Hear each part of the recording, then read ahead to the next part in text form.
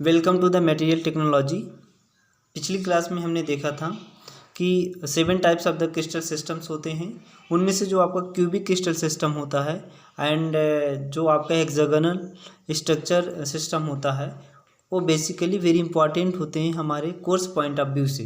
तो in this lecture we will study different types of the cubic crystal system and hexagonal structure system. इन दोनों के बारे में डिटेल में स्टडी करेंगे। तो जो क्यूबिक क्रिस्टल सिस्टम होता है वो मेनली 3 टाइप्स का होता है। Cubic crystal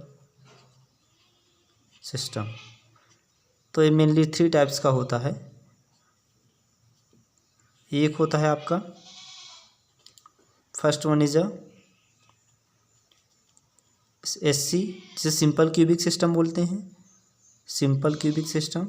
and second one is होता है आपका BCC, body centred cubic system.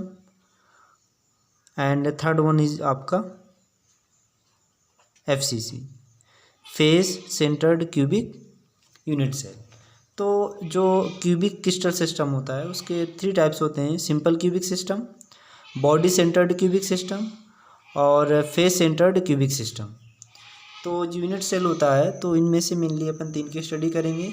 और एक आपका जो वेरी इंपॉर्टेंट था, this is a first type. Second type आपका इंपॉर्टेंट था, that is a hexagonal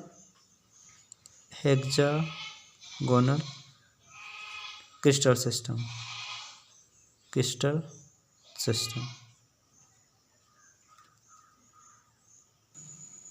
now one by one study करेंगे। तो सबसे पहले we will study simple cubic system, जो आपका first simple cubic unit cell.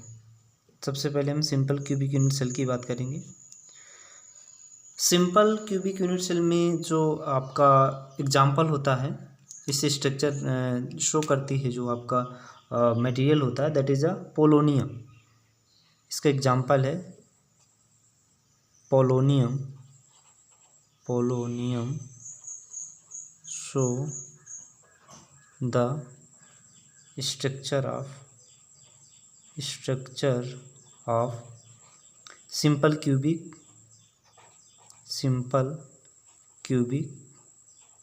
Unit cell. अब इसमें इसका जैसा कि इसको दूसरे नेम से भी जानते हैं, it is also known as primitive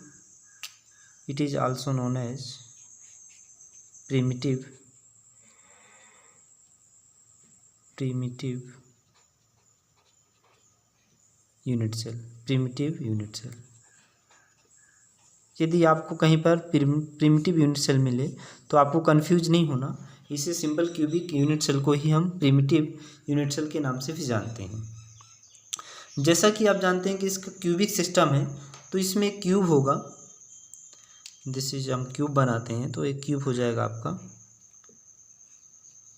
और इसके जो सिंपल क्यूबिक सिस्टम होता है तो इस क्यूब के जो कॉर्नर्स होते हैं उसी में से जो एटम्स इसके एग्जिस्ट करते हैं, only at the corners of the cube. ये आपका क्यूब हो गया। अब इसमें से जो एटम्स होंगे तो एक क्यूब के कॉर्नर्स पे एग्जिस्ट करेंगे। फॉर एग्जांपल दिस एंड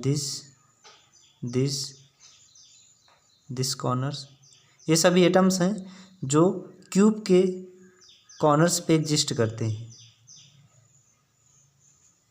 तो इन सिंपल क्यूबिक यूनिट सेल या फिर प्रिमिटिव यूनिट सेल में जो आपके एटम्स होते हैं वो क्यूब के कॉर्नर्स में एग्जिस्ट करते हैं। अब इसमें से हम फाइंड करेंगे कि जो एटम्स कितने होंगे। जो सिंपल क्यूबिक यूनिट सेल होता है या फिर प्रिमिटिव यूनिट सेल होता है उसमें टोटल नंबर ऑफ एटम्स कितने हैं। हमें तो लग रहे हैं कि एटम्स यहाँ पे 8, क्योंकि हमें पता है कि जो कॉर्नर्स होते हैं क्यूब के वो कितने 8 कॉर्नर्स होते हैं, बट एक्चुअली में 8 एटम्स इसमें नहीं होते। क्यों? क्योंकि ये आपका जो यूनिट सेल है तो ये दूसरे यूनिट सेल से भी कनेक्टेड होगा। इधर दूसरा क्यूब होगा तीसरे की भी टाइप से बहुत सारे यूनिट सेल होंगे। तो every corners share the atoms, जो कॉर्नर्स होंगे वो दूसरे कॉर्नर्स को एटम से शेयर करेंगे।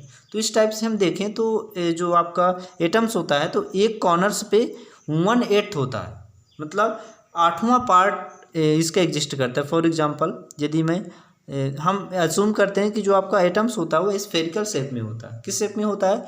स्फेरिकल शेप में होता है।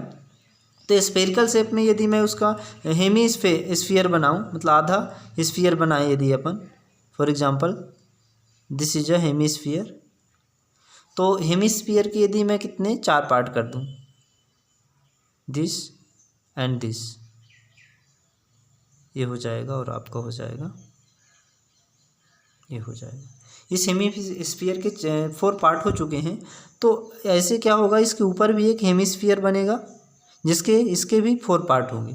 तो इस टाइप से जो एटम्स होता है ये शेयर करता है 1/8 पार्ट इसके कॉर्नर्स पे एग्जिस्ट करता है। तो इसमें जो total number of the atoms होंगे,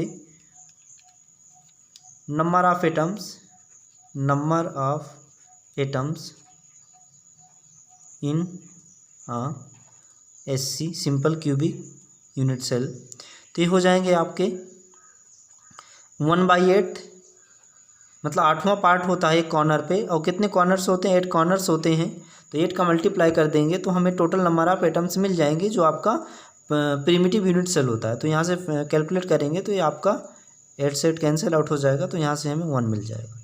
तो जो total number of the atoms होते हैं सिंपल क्यूबिक सेल में तो कितने होते हैं? 1 होते हैं। अब इसके बाद हमें फाइंड करना है एटॉमिक रेडियस। जो एटम्स होते हैं इनकी रेडियस हमें फाइंड करना है। तो सिंपल सा है, जैसे आप देख रहे हैं यहाँ पे एक आपका एटम्स है, तो इसको बड़े शेप में बनाए तो कैसा बनेगा आपका? इस टाइप में बनेगा। एक स्फीयर हो जाएगा और एक दूसरा स्फीयर हो जाएगा, दिस इज अ दूसरा स्फीयर। तो जो इसकी रेडियस होगी AR हो जाएगी, AR यहाँ से यहाँ तक हो जाएगा, और इस सेकंड स्फीयर इसकी रेडियस R हो जाएगी।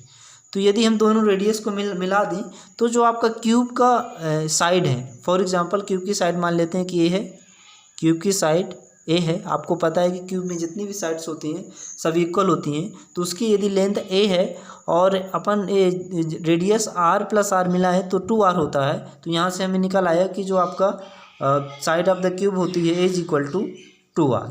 तो यहाँ से हम एटॉमिक रेडियस निकालना चाहें, देन एटॉमिक रेडियस हो जाएगी आपकी A = 2R, तो R की वैल्यू हो जाएगी आपकी A/2।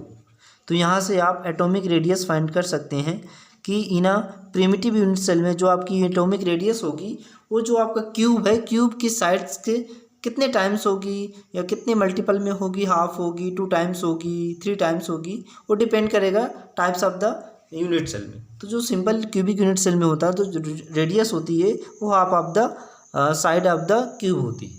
तो यहाँ से आप एटॉमिक रेडियस फाइंड कर सकते हैं। देन हमें फाइंड करना है एटॉमिक पैकिंग फ्रैक्शन। नाउ अपन फाइंड करेंगे एटॉमिक पैकिंग। ये आपका एटॉमिक रेडियस हो जाएगी, हमने निकाल ली। देन एटॉमिक, नेक्स्ट है अपना एटॉमिक, सॉरी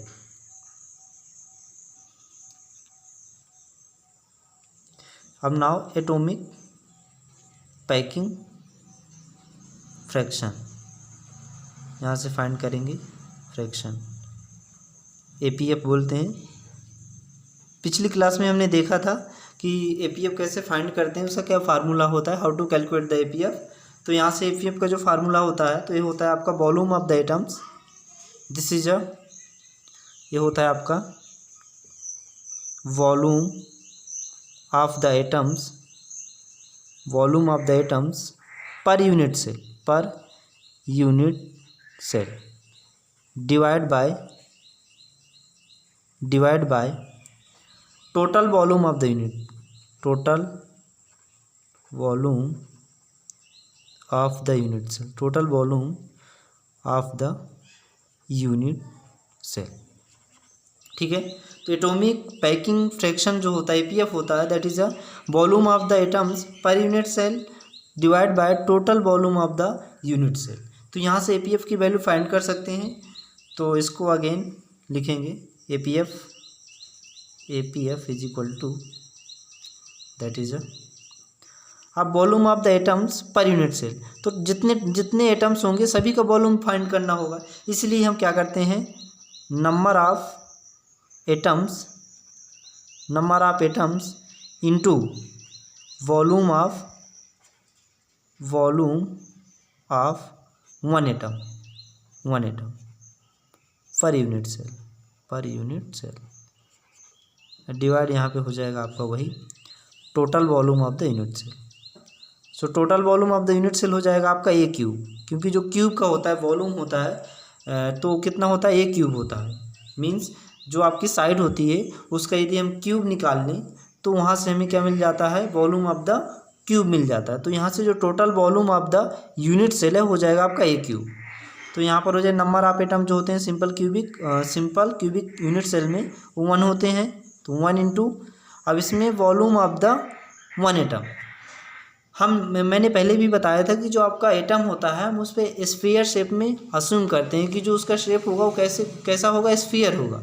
तो जो स्फीयर का वॉल्यूम होगा तो क्या हो जाएगा आपका 4/3 पाई आर क्यूब। यहाँ से स्फीयर का वॉल्यूम हो जाएगा और डिवाइड बाय A क्यूब हो जाएगा। ठीक है, तो यहाँ से हम फाइंड करेंगे अब 4/3 into pi into r cube. इसके पहले हमने फाइंड कर चुके हैं कि जो आपकी एटॉमिक रेडियस होती है वो हाफ ऑफ द जो आपकी क्यूब की साइड होती है उसकी हाफ होती है।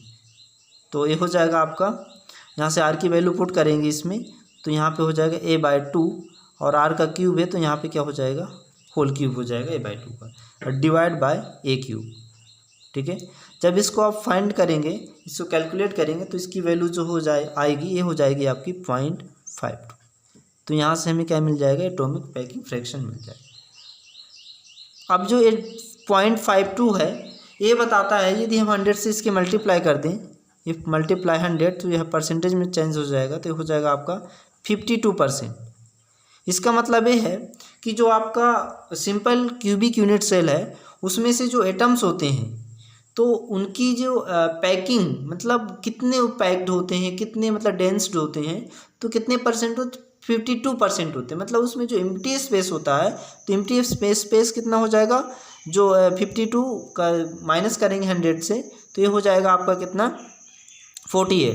तो 48% क्या हो जाएगा, एम्प्टी स्पेस हो जाएगा और 52% क्या हो जाएगा आपका, उसमें पैक्ड एटम्स होंगे वो पैक्ड होंगे। कितने परसेंट पैक्ड होंगे, 52%। तो हमें इससे एक ये मिलता है कि आपका जो एटम्स है यूनिट सेल है वो उसमें एटम्स किस फॉर्म में किस अरेंजमेंट में और कितना उसकी डेंस्ड होगी।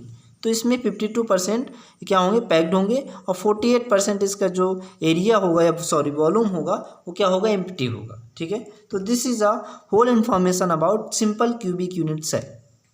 ठीक है, सबसे पहले हमने इसमें देखा कि total number of the atoms 1 होते हैं। इसके बाद एटॉमिक रेडियस फाइंड की तो A=2R होता है। तो यहाँ से क्यों हमें पता है, क्योंकि साइड जो इसमें हमने फाइंड किया तो इसकी रेडियस आर ली एंड सेकंड जो आपका एटम्स है उसकी भी रेडियस हमने आर ली, इन दोनों को ऐड किया तो ये H के इक्वल हो गया। तो यहाँ पे क्या हो जाएगा, R हो जाएगा A/2। तो यहाँ से R की वैल्यू फाइंड कर दी। फिर इसमें निकाला अपने एटॉमिक पैकिंग फ्रैक्शन, जो हमने प्रीवियस लेक्चर में डिस्कस किया था कि एटॉमिक पैकिंग फ्रैक्शन होता क्या है। तो यहाँ से हमने एटॉमिक पैकिंग फ्रैक्शन की वैल्यू निकाली तो कितनी आ गई, 0.52 आ गई। इसको 100 से मल्टीप्लाई किया तो हमें कितना मिल जाएगा, 52% हमें क्या मिल जाएगा, जो डेंस्ड है, मतलब कितने परसेंट जो उसमें एटम्स हैं तो कितने परसेंट डेंस्ड है वो 52%। ठीक है, और जो उसमें एम्प्टी स्पेस है वो 48% है। तो आई होप आपको समझ में आया होगा सिंपल क्यूबिक यूनिट से। Thank you.